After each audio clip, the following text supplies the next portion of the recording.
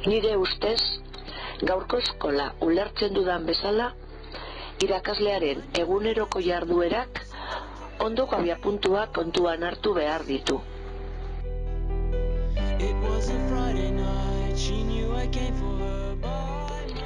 Ikasleen behar intelektual, fisiko eta emozionalei adi egotea.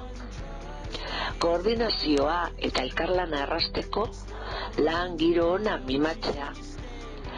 Beste ikastetxe batzuekin proiektuetan murgiltzea eta esperientziak elkartrukatzea. Geure ikastaldeari egokitzeko adituek adostu duten metodologia berriak ezagutzea.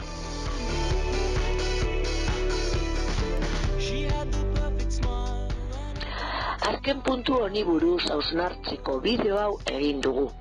Bertan, nire ustez, egungo eskolak eraginkorra izan eta berdintasunari aukerak eman nahi baldin baditu, labur-labur aipatzen ditugun puntuak aintzakotzat hartu behar dira.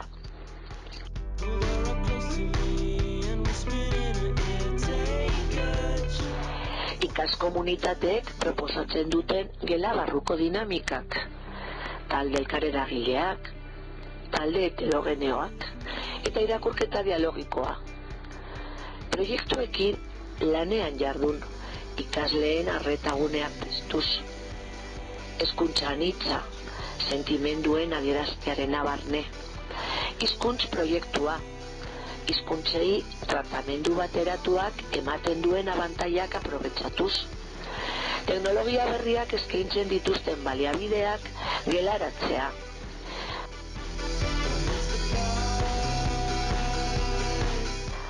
Baina batez ere, prozesu guztietan bizi grina jartzea. Gure lana munduko importantenetako bat delakoan nagoelako.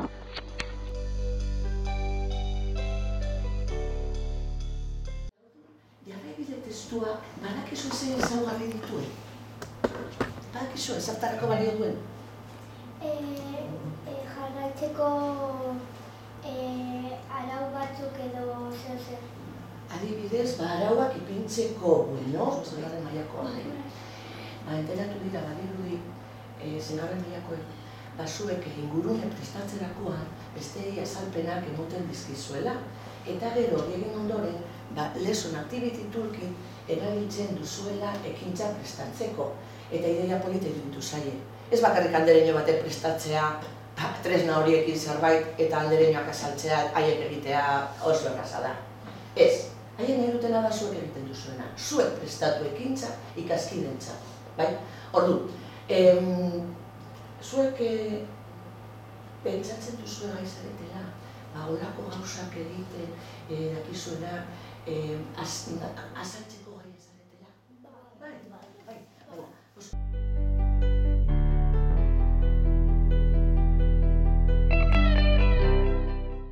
Lesson activity toolkit. Aha, bale. Eta ipintzen badu da zera Firme. Zer esan nahi duzu horrekin? Ondo gotea, eta ondo gotea zer da? Txairin azti. Ados gaude horrekin ala ez? Bai. A ber, zer egiten duten? Egunez eta beharko dugu, jaja. Ondak zaude? Ondo, urbiltzen dira entrenatzaileak eta Nola jokiz? Larien eta jarriko beharko dugu! Ondak zaude! Ondo nago, buruan bakarrik dauka. A mí me encanta que venga gente fuera a clase, me encanta.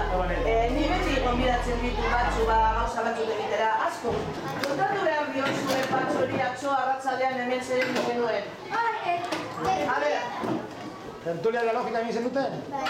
Hori norekin, zortzuk etorri ziren. Gaizka, pide ondo. Horri ziren ama batzuk eta gugu eta Eta zer da tertulia, bera batzen duen bitartean, kontatuko diozu, zerero blogean edatziko dugu, oseak orain, esango duzuena, baten bat, notak hartu edo apuntean, zerero blogean kontatu behar duzu atxokoa, bale? Zer gauza berezi bat izan zen. A ber, nola egiten da tertulia dialogikoa bat? Lehenengo bat. A ber, Miranda, Liburu bat irakurri behar da. Zein da zuek irakurri zenuten liburua? El lugar más bonito del mundo. Zuek bakarrik? Zuek bakarrik? Eta etxean ere irakurri zuten gurasoek, liburu berbera. Bale, behin irakurrita. Ba, gehien apintxo deitu digun paragraforen bat aukeratu behar da. Bale, eta gero, paragrafo hori denon aurrean, irakurri. Esango diogu denari, venga, 78. orrialdean gaude, eta irakurri. Irakurri ondoren. Irakurri ondoren komentatzen dugu paragrafoa segidu zaiko beste hori. Bai, eta zergatik aukeratu dugun, bale? Eta besteok parte hartzen dute, komentatzen guk esaten duguna, zein da helburua? Ados jartzea? Ez. Bakoitza? Bere iritzia esan eta besteok errespetatu behar du. Hombre, claro. Eta zer egin dezakegu tertulia dialektika batean adibidez? Zer gerta daiteke? Baten batek esan duela ez dakiz zer, beste hori iruditu zaigu ez dakiz zer, eta zer, gazten gara denok barrez. Bale, edo bati sartzen baldin bazaio negardura edo? Errespetatzen. Claro, eta negar nahi bat duen negarrez, pues negarrez, oie.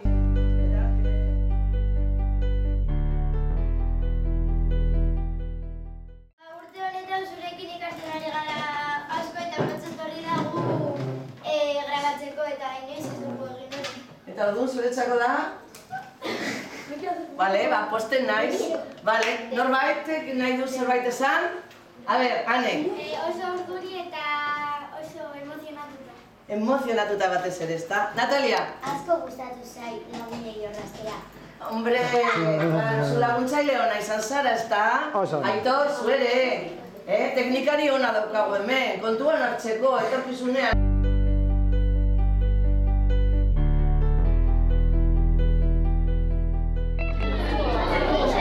Eta nondik atera duzu ideia, ezta? Oso. Bueno, probatu aberia hori den. Vale, probatuko dugu aberia hori den, vale? Venga, vamos a ver. Ea, editar, ia, hemen gaude, ezta? Zer dinozue, lehenengo hemen eta gero hemen, bai, egia da. Oso ondo, Ane. Oso ondo, Ane, kampeona. Bueno, pues, Ane konturatu da. Vale, bueno, hori... Bai, gura, ezta? Eta hola, mantua, zein da mantua? Bai, noski? Atmosfera.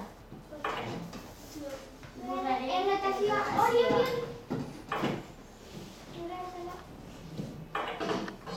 Bueno, badakizu gero dipiti nola sartzen den wikian, ezta? Bai, nola? Zer kopiatu behar da normalean? Enbez, bai? Enbez, kodea. Eta gero with ipintzen du. And on that fateful night